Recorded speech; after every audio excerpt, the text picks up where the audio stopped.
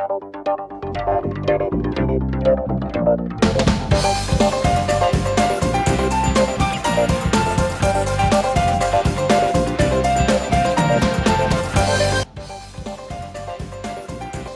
de nous rejoindre sur H24 News pour les pros de l'écho. L'année 2025 commence avec de belles perspectives pour le secteur agricole algérien. Après une belle moisson 2024 et des réformes qui portent leurs fruits, l'agriculture en Algérie relève le défi de la sécurité alimentaire et de ses nombreux enjeux. Le secteur cherche également à se transformer en adoptant des process et des moyens plus modernes par le biais du développement technologique. Plusieurs initiatives et projets ont été menés dans différentes régions du pays, témoignant de la volonté des pouvoirs publics de développer ce secteur névralgique qui a su, malgré les défis des dernières années, garantir la disponibilité des produits agricoles sur le marché national, mais plus important encore, dégager des marges et des excédents à l'export. Nous allons faire le bilan du secteur agricole algérien durant les 12 derniers mois avec nos experts sur le plateau. Mais comme chaque semaine, les pros de l'écho s'emparent du dossier.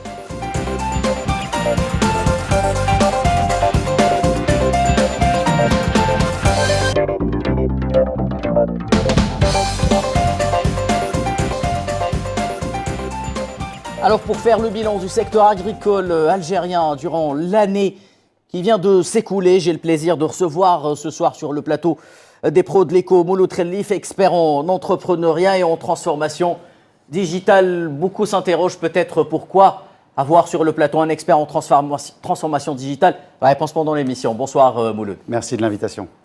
Idil Sassi, expert international en économie et finance, serial intervenant des pros de l'écho. Bonsoir Idil, merci d'être là avec nous ce soir. Bonsoir et toujours un plaisir, Khaled. Depuis Toulouse en France, nous aurons également notre expert en agriculture parce qu'il nous en faudra un ce soir, enseignant en agronomie à l'Université de Toulouse. J'ai le plaisir d'accueillir Lotfi Radnaout. Merci Lotfi d'être avec nous ce soir. Bonsoir Khalidine et merci pour l'invitation. Allez, sans plus tarder, plongeons dans ce débat. Simple entrée en matière. Messieurs, que retenez-vous de l'année 2024 en matière de réalisation du secteur agricole, à commencer par vous, Idil Sassi? Alors, je retiens les cadrages. Donc, il faut comprendre qu'on a eu le cadre réglementaire qui était une révision totale, donc inédite de beaucoup de domaines. Je parle des domaines de gestion des terres qui posaient problème depuis très longtemps. Donc, il y avait des positions très difficiles à réformer. Et donc, en intégrant de la transparence, en intégrant un système de décision plus clair et des conditions plus lisibles pour les intéressés en tout cas. Donc ça, c'était un pas très important et qui allait débloquer derrière d'autres facettes, c'est-à-dire les financements et les investisseurs vont avoir plus de lisibilité. Nous avons eu un cadrage, c'est-à-dire tout le passif qui n'était pas forcément aux normes ou qui n'a pas répondu aux objectifs tracés depuis très longtemps. Donc il y a eu des cadrages, donc des terres récupérées et remises sur le marché. C'était inédit, des réunions de communication directe avec les intéressés pour soit donner plus de délai pour certains ou bien carrément retirer là où il y avait un parc bloqué, entre parenthèses. Et puis les annonces d'investissement dans des secteurs hautement stratégiques qui vont très certainement changer ce domaine en Algérie. Je parle d'abord géographiquement puisqu'on parle beaucoup plus du sud, on parle de Adrar, c'est inédit, donc c'est des nouvelles régions à irriguer, c'est de nouvelles façons de faire l'agriculture et des partenariats très, comme on a vu l'été passé, il y a eu de l'audace dans ce secteur et une audace assumée. J'espère que le reste suivra. En tout cas, on en parlera tout à l'heure. Moi, ce que je retiens, je pense, c'est une augmentation significative de la production. On en a beaucoup parlé en 2024 et ça démontre aussi que quand on veut faire quelque chose, on peut le faire. Et aussi peut-être le renouvellement de l'importance de ce secteur stratégique. Je fais référence par exemple au discours du président de la République au Conseil de la Nation, où il a encore une fois martelé l'importance de ce secteur. Quand on parle de sécurité alimentaire, il y a le terme sécurité. Oui. Et pour moi, sécurité, c'est une sécurité nationale. On a vu ce qui s'est passé avec la guerre en Ukraine. Et cette guerre, finalement, elle a révélé la dépendance alimentaire de beaucoup de pays, pas seulement en Afrique d'ailleurs, oui. aussi à travers le monde.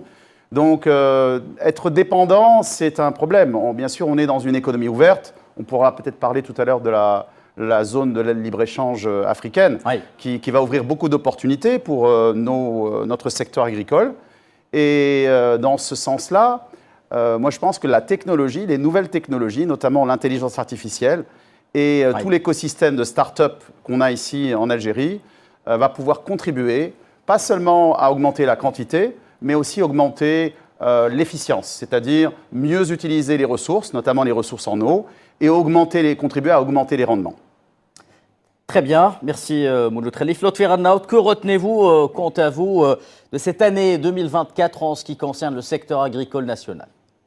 Oui, je partage la lecture des invités. Donc, absolument, aujourd'hui, l'agriculture nationale est en train de vivre actuellement donc, un tournant majeur où l'image fait progressivement place à la réalité. Donc, cette année marque concrètement une transition, c'est-à-dire dans la mise en œuvre de cette nouvelle feuille de route ou la nouvelle même politique agricole. Avec des résultats mesurables sur le terrain, ce qui a été annoncé récemment par Monsieur le Président de la République ou par Monsieur le ministre de l'Agriculture ou aussi même par les institutions mondiales, donc, oui. Comme par exemple la FAO ou la Banque mondiale concernant les taux de croissance, etc. Donc voilà, donc même la croissance en 2024. Donc la croissance en général significative de l'économie nationale algérienne a été, c'est-à-dire a enregistré, a été largement soutenue, surtout par l'essor du secteur agricole, qui est désormais le deuxième secteur contributeur dans le PIB national. Ce qui, voilà, donc tout ça c'est grâce à une vision claire. Je pense nous c'est-à-dire nous avons trouvé un choix pertinent, c'est-à-dire ou un modèle technique, c'est-à-dire correct pour mener cette agriculture et c'est-à-dire et aussi avoir des résultats tangibles sur le terrain, surtout maintenant, c'est-à-dire on a commencé par les filières dites stratégiques, c'est la céréaliculture. Donc parmi ce choix, pour donner un exemple concret, c'est la délocalisation de la céréaliculture dans le sud algérien, c'est-à-dire où c'est-à-dire où le facteur limitant n'est pas l'eau. Donc, il y a des choix pertinents. Et en 2025, normalement, c'est une année de confirmation ou d'affirmation et de consolidation de ces résultats-là, vu les défis, c'est-à-dire aussi, c'est-à-dire à venir. Par exemple, il y a des filières qui sont un petit peu, on peut dire, à la traîne, comme les filières viande, par exemple. Voilà. Très bien. Merci Lotfi Rannaout. Alors, le chiffre a été donné par le président algérien Abdelmadjid Tebboune tout récemment lors de son discours à la nation. Le chiffre qui va s'afficher à l'écran, 37 milliards de dollars de rendement pour l'agriculture nationale en 2024. Cela équivaut à 15% du PIB national. Comment évaluez-vous, messieurs, ces chiffres et est-ce que nous assistons enfin à une réelle dynamique dans ce secteur, Idriss Sassi ? Alors, c'est clairement très important. Depuis les changements, en tout cas à l'international, géopolitique, il faut sécuriser. C'est-à-dire, on parlait, mon collègue ici disait sécurité alimentaire. Donc, il faut domicilier au maximum notre propre consommation, quel que soit le coût.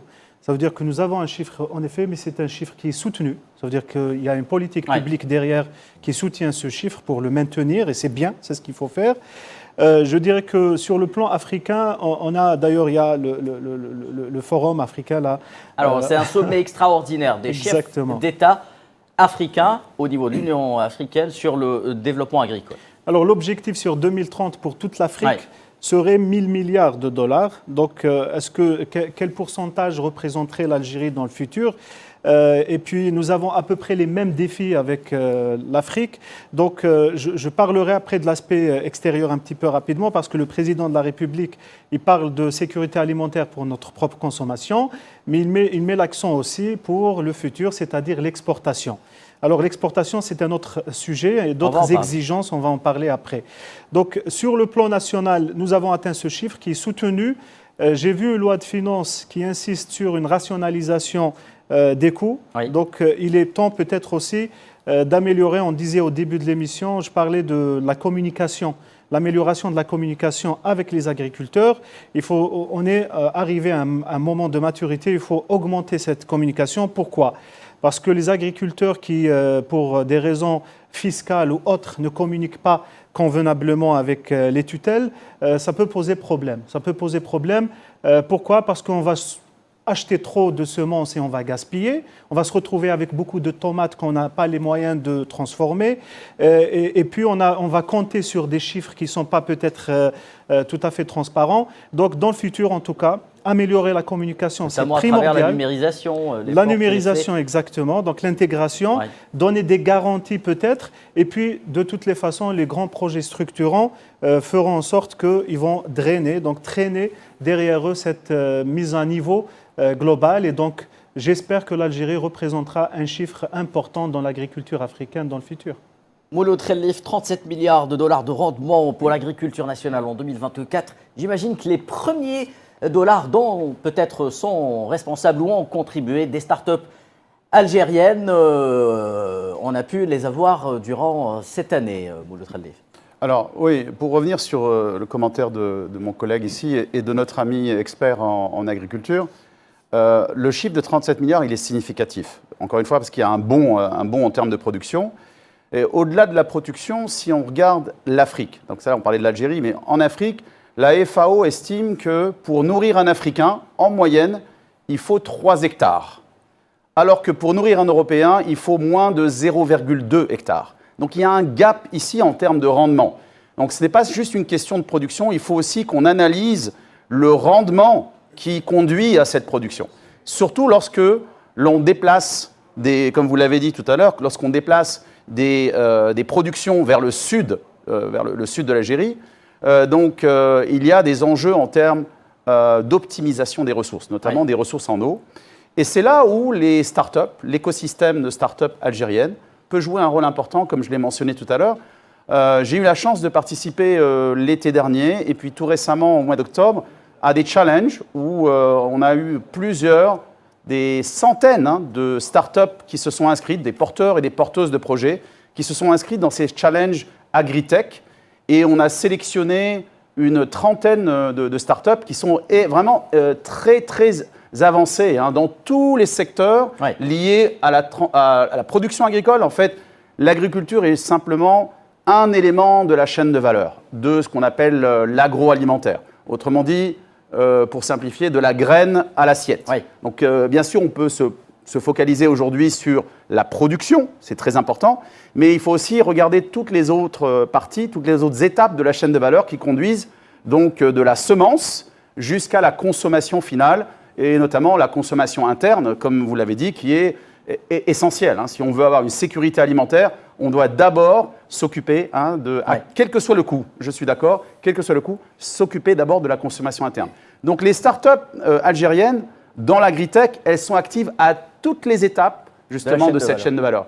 Il y a des startups qui sont là pour détecter les maladies, anticiper les maladies, optimiser la qualité du sol, optimiser le type de production en fonction justement de l'environnement, analyser toutes ces données. On a des startups qui utilisent des drones pour optimiser la production également. On a des startups qui s'occupent de la traçabilité des aliments. Donc je vous dis, il y a un potentiel énorme pour que ce chiffre non seulement augmente, mais que la qualité derrière ce chiffre soit meilleure et qu'on puisse dégager encore plus de cette production pour l'export, dont on parlera peut-être tout à l'heure. Merci Mouloud Khelif. La décision de faire de l'agriculture algérienne l'une des locomotives de la relance économique a permis aux agriculteurs de faire valoir le potentiel national, notamment dans ce qu'on appelle aujourd'hui, vous l'avez dit également, les filières stratégiques. à commencer par la céréaliculture. Comment peut-on aider cette filière à poursuivre sur sa lancée d'un point de vue purement technique ? Alors, pour l'aider, c'est-à-dire à poursuivre sur cette lancée positive, bien sûr, donc moi, je reviens sur ce que j'ai dit sur le foncier. J'insiste sur le foncier agricole. En fait, je dis pour l'énième fois et je répète que si nous réglons le problème du foncier agricole, nous aurons résolu la moitié des problèmes de l'agriculture algérienne. Et c'est pour ça, moi, je salue cette stratégie, c'est-à-dire d'y aller vers le sud algérien. Pour faire de la céréaliculture, donc c'est des grandes cultures. On a besoin des grandes surfaces. Là, on sait très très bien que dans le nord algérien, nous n'avons plus c'est-à-dire de superficie. Oui. En plus de ça, avec le réchauffement climatique maintenant, c'est-à-dire on voit très très bien, on comptait que sur de l'agriculture pluviale, avec le rabattement des nappes phréatiques, la pollution de nappes phréatiques. En plus de ça, c'est-à-dire il y a une pression sur le foncier dans le nord algérien. Donc la seule solution actuellement, et en plus de ça, même si on revient sur les technologies pour augmenter ou améliorer la productivité et la production, c'est-à-dire le rendement à l'hectare, nous avons besoin c'est-à-dire pour appliquer la technologie, nous avons besoin des superficies, des grandes superficies. Donc c'est pour cela, moi je salue cette stratégie. Bon, ce n'est pas facile, c'est-à-dire c'est pour cela, moi j'insiste aussi sur la confirmation ou l'affirmation de ces résultats-là et le maintien de ces résultats-là, et surtout sur maintenant il faut réfléchir c'est-à-dire de mettre en place des systèmes durables, c'est-à-dire des systèmes tout en optimisant les intrants, les ressources, les nappes phréatiques au niveau du. Après, il y a des défis, par exemple, c'est-à-dire de dessalement, par exemple, des traitements des eaux, des nappes phréatiques. Voilà. Donc, cette stratégie, donc pour renforcer tout ça, donc il faut revenir un petit peu sur les mesures qui ont été mises en place par les pouvoirs publics. Premièrement, c'est surtout les investissements. Les investissements publics, c'est important. Pourquoi les investissements publics, c'est important ? C'est important déjà pour encourager les investissements privés et aussi pour encourager même les IDIE, c'est-à-dire dans cette politique d'attraction des IDIE. Donc il faut que c'est-à-dire les pouvoirs publics fassent le pas c'est-à-dire prennent l'initiative de développer tout ce qui est infrastructure de base, infrastructure, les réseaux électriques par exemple, on parle des routes, on parle par exemple des silos et aussi à travers des lois par exemple pour faciliter l'importation de la technologie. Donc, il ne faut pas attendre, c'est-à-dire, la technologie a un coût. Quand on parle de la technologie de base, c'est-à-dire, on est dans l'obligation aujourd'hui de renouveler, c'est-à-dire notre parc d'agroéquipements, toutes sortes d'agroéquipements performants, adaptés à c'est-à-dire à ce contexte qui est rude, un contexte, c'est-à-dire quand on parle du désert, on peut, c'est-à-dire parler d'un climat très très aride, on parle des superficies des milliers, voire des centaines de milliers d'hectares.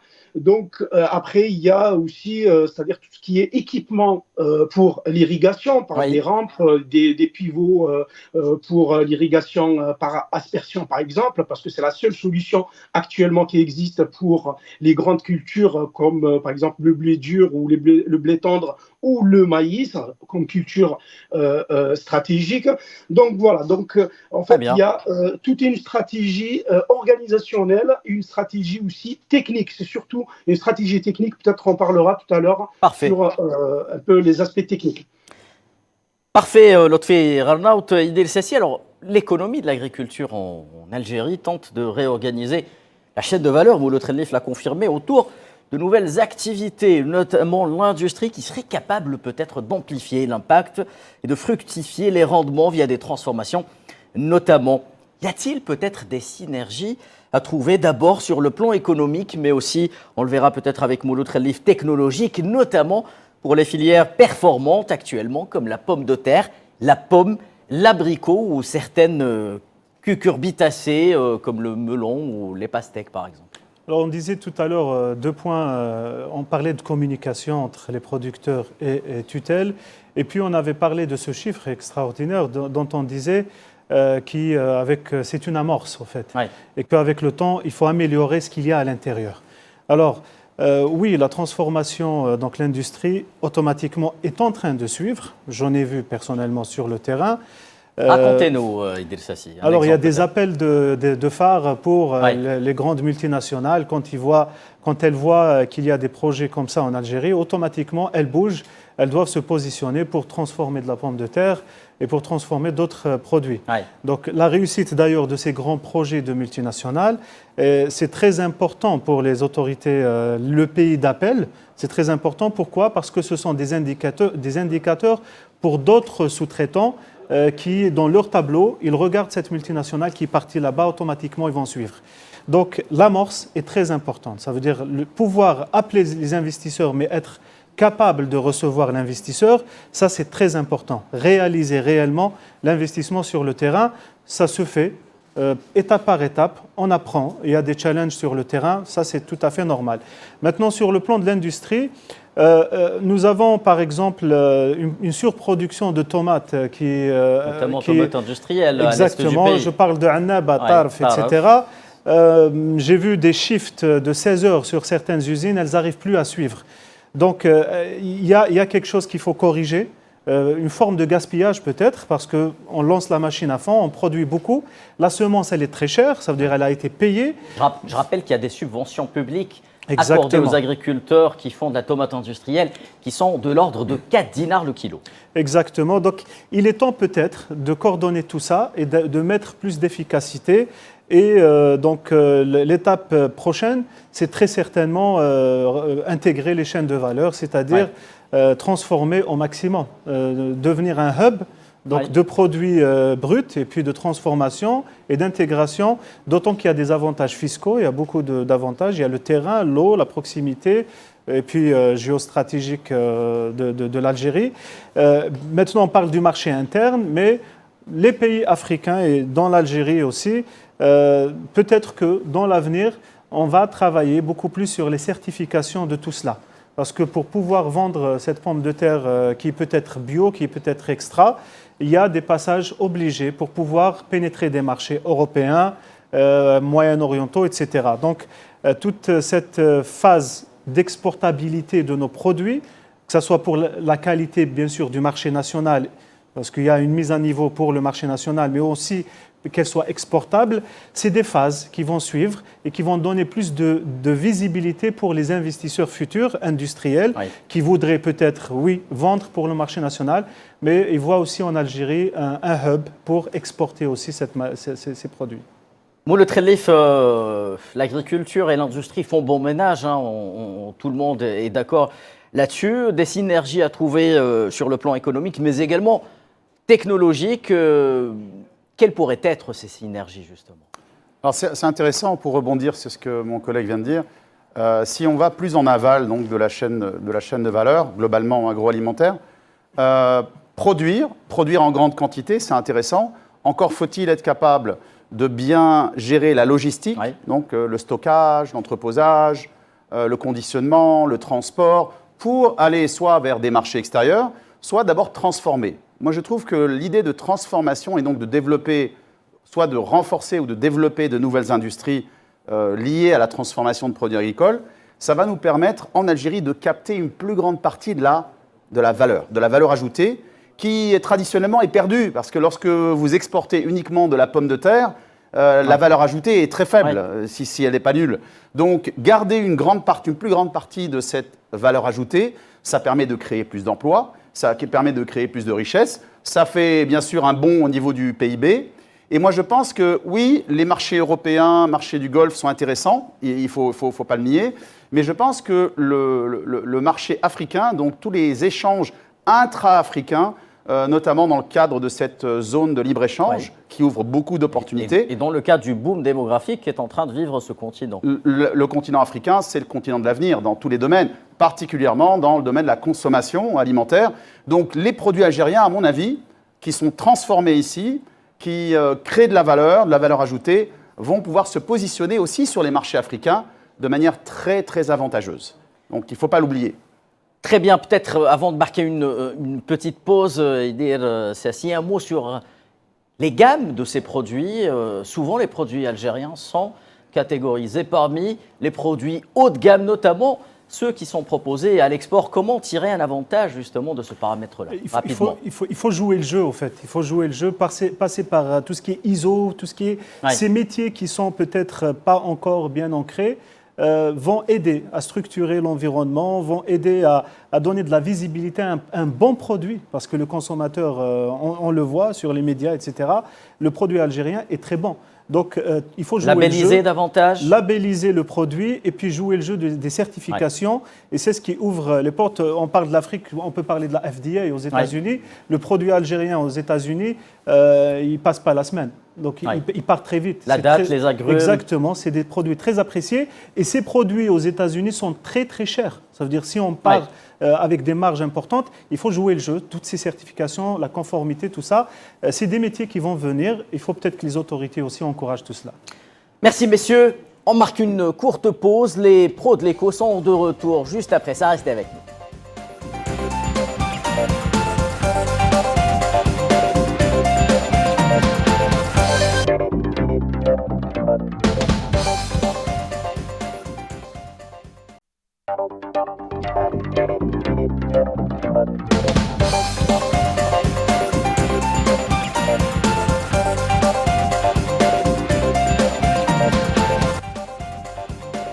De retour sur le plateau des pros de l'éco. Mesdames, messieurs, si vous venez de nous rejoindre, sachez que l'on fait ce soir le bilan 2024 du secteur agricole en Algérie. Plein de questions sont posées ce soir. Nos experts tentent d'y répondre. Je reviens directement vers vous, Lotfi Ghernaout. Vous parliez tantôt de cette sous-thématique du foncier agricole. Il se trouve que le président Abdelmadjid Tebboune a fixé des délais clairs, atteindre l'autosuffisance en blé dur d'ici 2025 et en orge d'ici 2026. Pour cela, le gouvernement prévoit d'augmenter les surfaces cultivées à hauteur de 800 000 hectares en 2025. Comment fait-on lorsqu'on doit piloter des politiques publiques comme celle-ci pour atteindre cet objectif? Y a-t-il également d'autres méthodes que celles que vous avez mentionnées tantôt pour augmenter les rendements, ce qui concerne le blé dur principalement? C'est tout à fait, le blé dur, c'est une culture stratégique. D'ailleurs, même dans le rapport de la Banque mondiale, on sait que l'Algérie a fait des économies de 1,2 milliard, c'est par rapport à la production abondante, voilà, aux importations de blé dur notamment, concernant l'amélioration. Donc, c'est une culture stratégique d'une valeur ajoutée, c'est-à-dire très importante. Alors, pour réussir cette culture, bien sûr, il y a le foncier. Donc, c'est-à-dire avant, tout ça se joue sur deux volets. Donc, il y a le volet, bien sûr, organisationnel, c'est-à-dire tout ce qui est la garantie d'approvisionnement en termes de semences, tout ce qui est les infrastructures de base. Et sur le côté, c'est-à-dire le volet technique, donc il faut suivre rigoureusement l'ITICA, c'est-à-dire l'itinéraire technique en fonction des variétés choisies, c'est-à-dire des variétés adaptées à c'est-à-dire ce contexte aride ou semi-aride en Algérie. On commence par le choix variétal, c'est-à-dire c'est très très important. La semence, c'est le pilier fondamental. On commence par une sélection rigoureuse d'une semence adaptée à la sécheresse, d'une semence qui résiste aux maladies, parce que quand on parle des maladies, on peut parler même des ravageurs au niveau c'est-à-dire voilà, d'autres maladies, c'est-à-dire spécifiques aux graminées comme le blé dur. Voilà. Après, donc on a d'autres étapes, en commençant par exemple par le travail du sol qui est très très important, le fractionnement de la fertilisation et surtout la fertilisation azotée et tout ça. Et après il y a l'irrigation bien sûr, donc l'irrigation c'est indispensable dès la mise en place de la culture jusqu'à pratiquement un petit peu après, c'est-à-dire la floraison et le remplissage du grain. Donc tout ça, c'est très important. Donc pour cela, oui. Permettez-moi de vous couper, il y a également l'emblavement céréalier. Le gouvernement algérien a fixé comme objectif d'emballement céréalier de 3,2 millions d'hectares lors de la saison 2024-2025 avec la mise à disposition à cet effet de 5,2 millions de quintaux de semences. Expliquez-nous en quelque sorte en quoi cela consiste, si possible. Oui, donc là on vise, c'est-à-dire concrètement des rendements, c'est-à-dire des rendements de entre 30 et 60 quintaux à l'hectare. Oui. Donc ça c'est réalisable. Voilà, donc c'est le plus important, c'est la semence. Donc ça c'est la démarche la plus importante, c'est-à-dire de garantir c'est-à-dire l'approvisionnement en semences de qualité. C'est pour cela, moi j'insiste sur le fait de faire confiance à la recherche scientifique, parce que tout cet itinéraire technique est élaboré dans les laboratoires, élaboré dans les universités. Donc, c'est de renforcer cet accompagnement sur le terrain pour, après, le défi aussi, c'est d'augmenter la production à l'hectare. La production à l'hectare, c'est-à-dire là, si on a, par exemple, tous les facteurs de production de la mécanisation, de la semence, de l'eau de qualité. Donc tout cela, normalement, c'est réalisable et surtout un suivi rigoureux. On peut appliquer la technologie, donc c'est aussi plus bête que ça, c'est-à-dire quand on parle d'un itinéraire technique, chaque variété a un itinéraire technique bien spécifique, donc il faut pas, voilà, donc il faut bien suivre surtout pour la fertilisation. Nous, il faut profiter l'occasion qu'on ait un pays énergétique, un pays, on peut, c'est-à-dire développer cette industrie de fertilisants, c'est-à-dire qui produisant localement des engrais notamment, exactement, azotés, comme vous l'avez dit, à base d'urée. Exactement, qui représente pratiquement 40% des charges de production des grandes cultures, hein, le maïs ou c'est-à-dire les blés durs et le blé dur et les blés tendres. Donc c'est très important de maîtriser tous ces aspects-là. Après, en termes d'irrigation, nous n'avons pas trop le choix. Donc en termes d'irrigation dans nos grandes surfaces, donc nous avons juste c'est-à-dire la seule actuellement, il y a d'autres types d'irrigation enterrés en goutte à goutte, mais qui coûtent, c'est-à-dire hyper cher, et donc nous n'avons pas, c'est-à-dire sur des superficies on parle des milliers d'hectares, donc c'est vraiment impossible pour même si ça a été mis en place par certains pays, mais bon, c'est donc après maintenant aussi nous avons aussi, on peut profiter aussi c'est-à-dire des variétés qui peuvent être mises en place par un partenaire étranger, c'est l'Italie. Savons que l'Italie, c'est le premier producteur ou consommateur mondial du blé tendre, de blé dur, pardon. Destiné à donc on peut profiter de faire des pâtes. Ces itinéraires techniques innovants en termes de conduite de la culture, c'est-à-dire de la mise en place du travail du sol, du choix variétal, le travail du sol, la fertilisation, l'irrigation et le traitement, bien sûr le traitement phytosanitaire qui est très très important, la mise en place des systèmes de surveillance et d'alerte pour anticiper tout type de ravageurs et d'anticiper les conditions climatiques, parce que c'est très important, surtout pour les blés durs. Le blé dur, par exemple, si on prend l'exemple de la France, le blé dur, c'est-à-dire en France, c'est un pays producteur de blé tendre, mais pas de blé dur. Pourquoi? Parce que les conditions climatiques ne le permettent pas. Voilà, exactement, parce qu'il y a trop d'humidité. Avec l'humidité, donc nous, on a ce climat idéal et en plus, une culture d'une valeur ajoutée très très élevée dans les marchés. Voilà. Après, il ne faut pas oublier surtout le volet organisationnel et surtout les incitations. Il faut toujours, c'est-à-dire prendre des mesures et continuer ces mesures incitatives pour encourager les investisseurs c'est-à-dire à se former et aussi de choisir nos investisseurs. C'est-à-dire il faut trouver des investisseurs de qualité. Quand on parle de qualité d'investisseurs, c'est des investisseurs aptes à la formation, des investisseurs qui peuvent mettre le paquet aussi dans la formation, dans le suivi, avec des bureaux d'études, de mettre en place sur le terrain, dans le désert, des bureaux d'études, c'est-à-dire pour les analyses de sol, c'est très très important pour optimiser c'est-à-dire les coûts de production à la fin, parce qu'on a un double défi, donc le défi de la souveraineté alimentaire, c'est-à-dire de produire coûte que coûte, mais aussi on a un défi de durabilité de nos systèmes de production.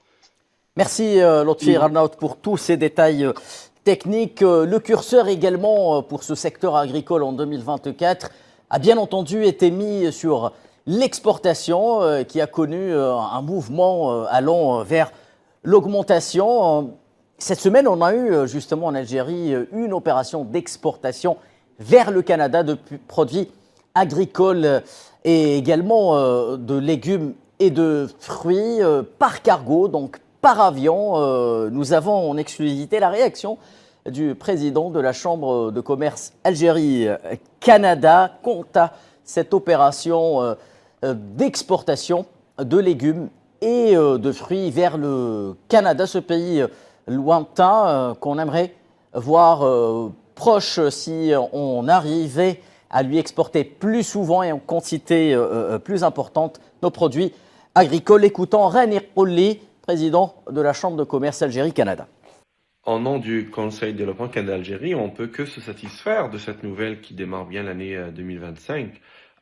Certes, elle a quelque chose de symbolique, cette première transaction, en termes de volume en tout cas. On souhaite que ceci non seulement se maintienne en termes de fréquence, mais aussi augmente en termes de volume. Mais voilà, je pense que ça donne un signal, je dirais, ça donne un signal.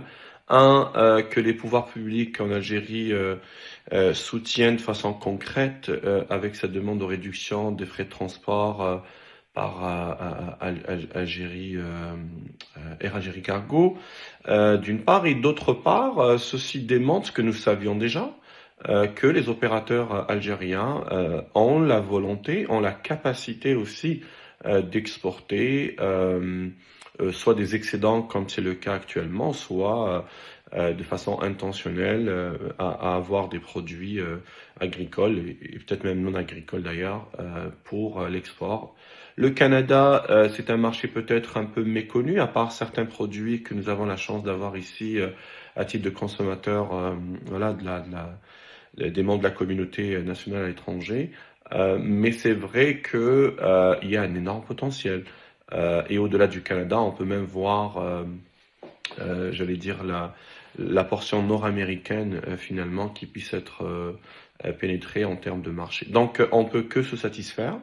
Et si les opérateurs économiques algériens souhaitent en savoir plus sur comment justement faire affaire avec le Canada, nous serons ravis d'y apporter des éclairages. Et s'il y a des entraves que peut-être qui sont nécessaires d'être levées ou du moins atténuées, nous ferons les représentations nécessaires auprès des autorités concernées avec un grand plaisir.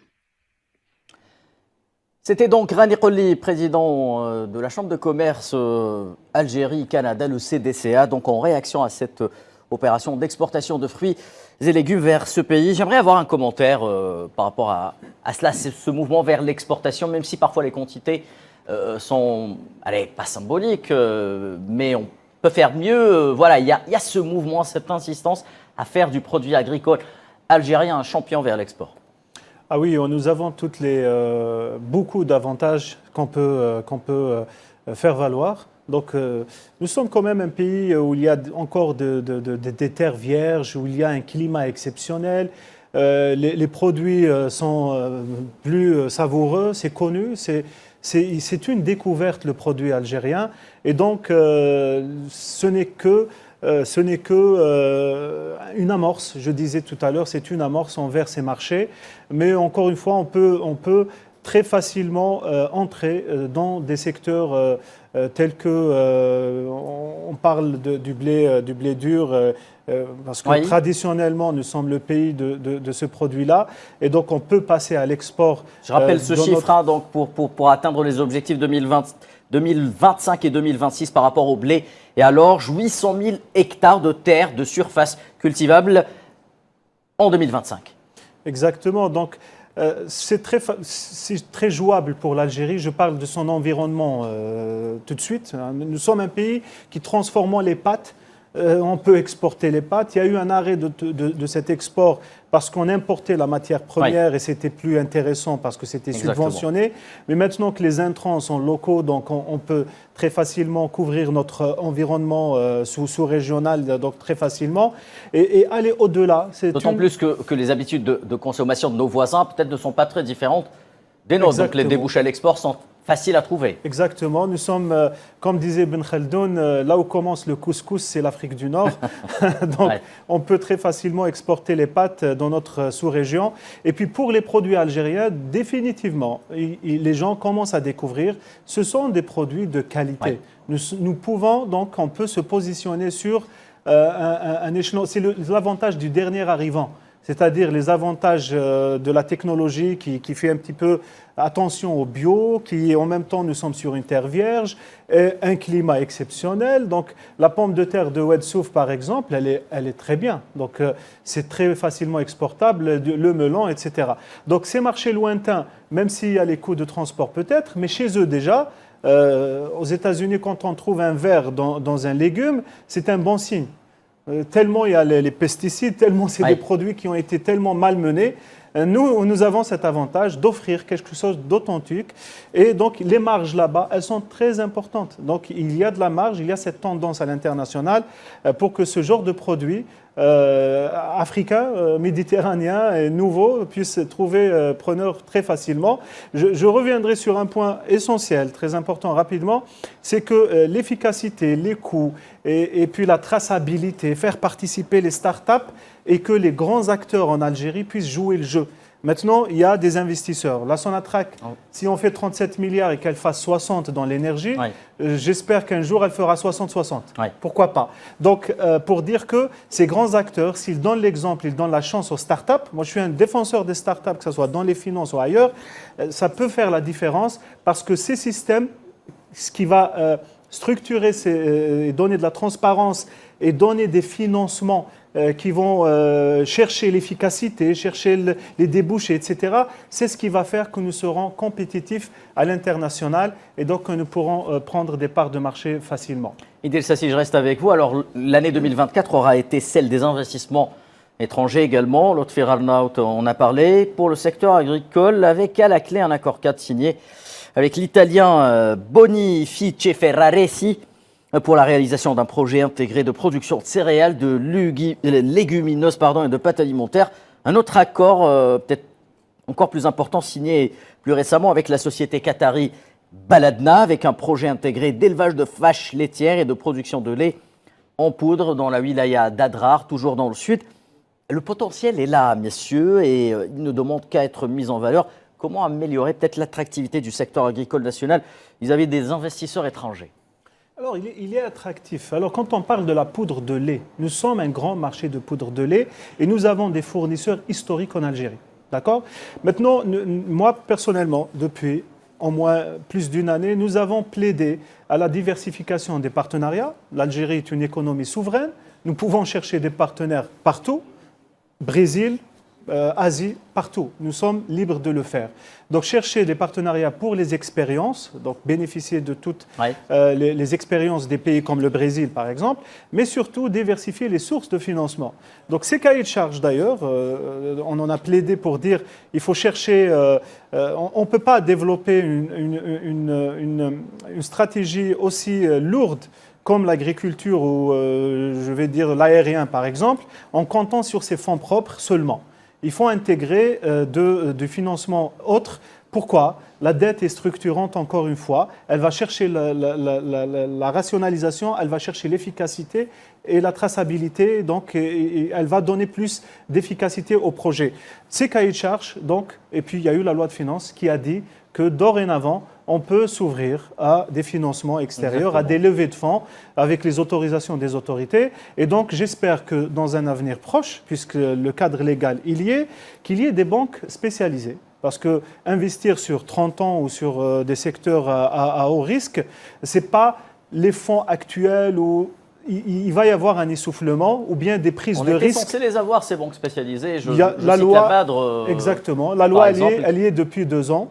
Il y a la BADR, effectivement, qui est spécialisée, mais il y a un autre bras qui devait devenir une banque, qui est restée assurance agricole et qui a un maillage extraordinaire. La CNMA, peut-être. Exactement. Il serait temps peut-être de ramener. Et moi, je suis pour, personnellement, quand on cherche à prendre une banque et à la mettre sur le marché, je voudrais qu'elle soit mise sur le marché en devise. Oui. Ramener des dinars, c'est bien peut-être, mais ramener des partenaires qui vont investir dans la CNMA, prendre des parts, Caisse nationale mutualité agricole, ramener des devises et puis faire en sorte d'avoir des leviers financiers efficaces qui vont non seulement donner de financement, mais donner de l'efficacité dans tout cela et arriver à cet objectif de 2025-2027 et pourquoi pas 2030, un acteur majeur dans le domaine agricole. Merci Del Sassi. Mouloud Khelif, on parle de plus en plus également d'agriculture intelligente, vous en conviendrez, dans le cadre d'une approche moderne d'exploitation des richesses et des potentialités nationales et les mettre au service de la sécurité alimentaire toujours. Quelles sont les dernières tendances en la matière? Y a-t-il peut-être des exemples de start-up, vous qui les connaissez bien, qui activent dans ce domaine, et comment braquer la lumière sur ces entités à croissance très très très rapide? Alors oui, je pense que on est dans le bon timing actuellement. Comme Idir le disait, on est face à des projets qui sont structurants, avec l'entrée dans le secteur de gros acteurs. Vous avez mentionné Sonatra, qu'il y en a d'autres, à la fois dans le secteur public, mais aussi dans le secteur privé. Ces grands acteurs-là ont la possibilité de tirer tout le secteur agricole vers le haut.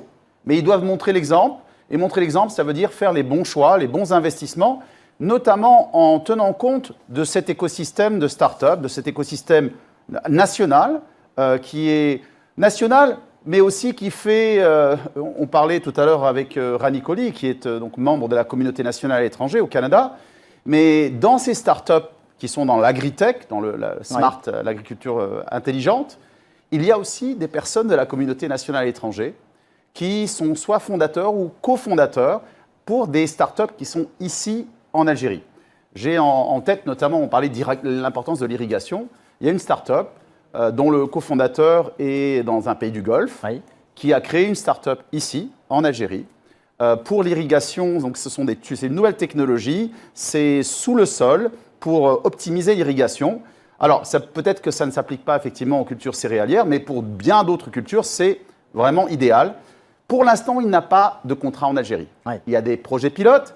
Il a des contrats en Afrique subsaharienne, je pense au Sénégal. Il a des contrats dans les pays du Golfe, des contrats en Turquie, mais toujours pas de contrat ici en Algérie. Donc moi, je pense que ces grands acteurs doivent vraiment jouer le jeu.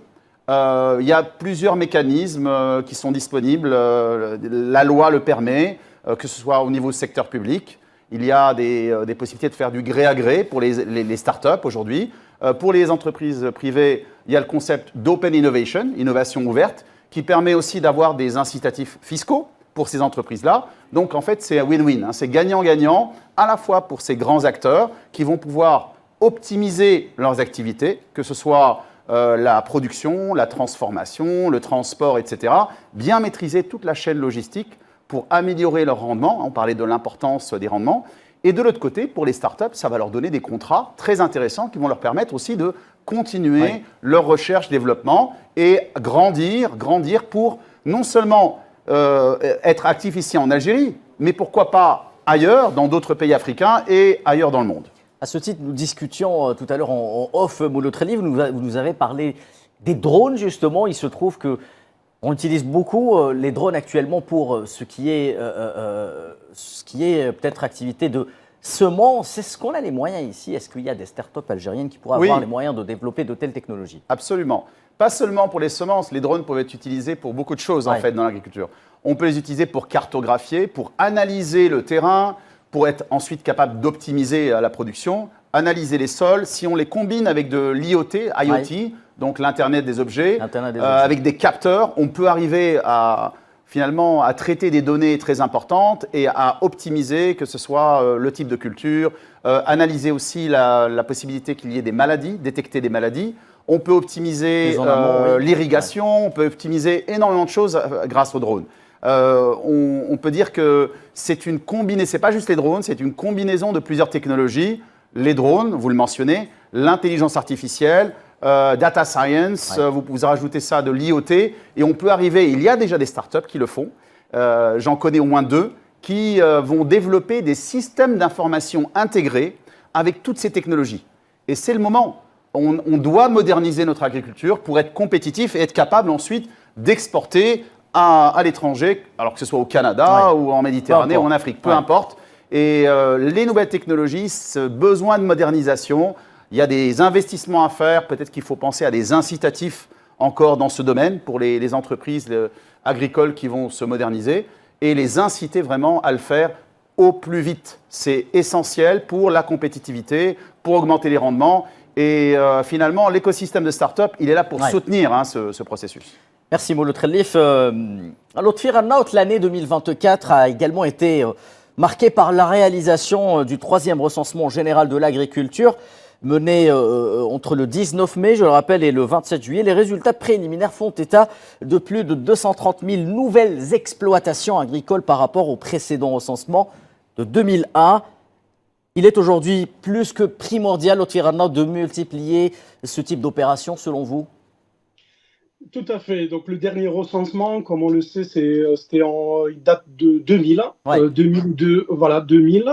Donc ça fait 20 ans pratiquement. Donc ça c'est une démarche phare dans la nouvelle feuille de route ou dans la transformation ou la transition de notre secteur agricole. On ne peut pas de toute façon élaborer une feuille de route ou une politique agricole, on parle d'une politique agricole d'une façon correcte, sans chiffres, c'est-à-dire sans données correctes, voilà, sans statistiques. C'est très important. Après, concernant le nombre d'exploitations qui a été recensé, donc c'est environ 1,2 million d'exploitations agricoles. Ça reste par contre le défi, c'est les tailles de l'exploitation en Algérie. Donc c'est pour ça que je reviens sur l'agriculture saharienne. C'est un choix, c'est-à-dire important, une orientation très importante. Parce qu'on parle là de, selon les dernières statistiques, la taille des exploitations en Algérie, moins de 50% de ces exploitations font à peu près 20 hectares, dont 26% qui font moins de 10 hectares. Donc une exploitation agricole de 5 hectares, c'est-à-dire où un agriculteur qui a 5 hectares de terre agricole il ne peut pas être viable, c'est-à-dire économiquement viable.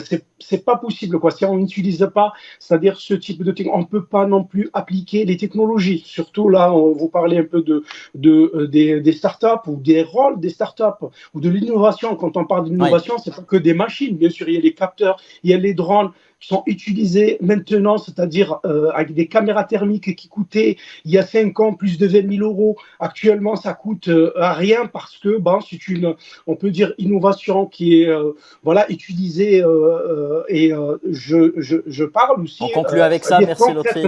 À condition que aussi la réglementation ne doit pas jouer contre ces innovations aussi, c'est-à-dire de. Merci Lotfi Rannaout. Désolé, le temps nous est compté malheureusement pour cette émission.